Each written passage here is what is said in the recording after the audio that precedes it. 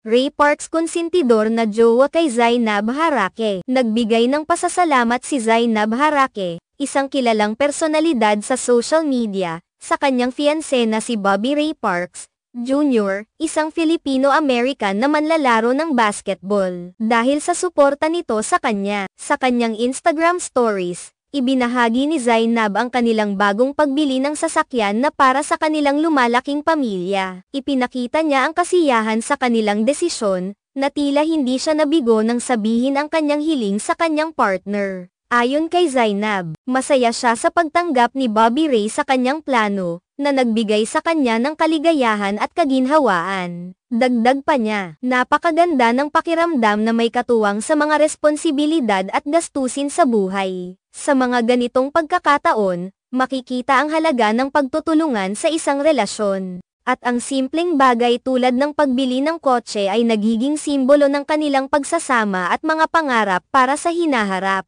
Sa kanyang post, nabanggit din ni Zainab ang kahalagahan ng pagkakaroon ng partner na handang makinig at umalalay sa bawat hakbang ng buhay. Ipinahayag din ni Zainab ang kanyang mga saloobin patungkol sa kanilang relasyon, na puno ng pagmamahal at suporta. Ang bawat hakbang nila ay tila nagiging mas makabuluhan dahil sa pagkakaroon ng isang masayang pamilya sa hinaharap. Hindi may kakaila na ang kanilang pagmamahalan ay tila nagiging mas matatag sa bawat pagsubok at pagkakataon na dumating. Sa mga simpleng bagay na tulad ng pagbili ng sasakyan, nadarama nila ang koneksyon at pagkakaintindihan sa isa't isa, na nagbibigay sa kanila ng inspirasyon sa patuloy na pagbuo ng kanilang pamilya. Mahalaga para kay Zainab ang magkaroon ng katuwang na hindi lang sa emosyonal na aspeto kundi pati na rin sa mga praktikal na aspeto ng buhay. Ang pagkakaroon ng kaati sa mga gastusin ay nagbibigay sa kanya ng higit na kapayapaan at kasiyahan. Sa huli, ang mensahe ni Zainab ay nagbibigay inspirasyon sa maraming tao na pahalagahan ang mga maliliit na bagay sa isang relasyon.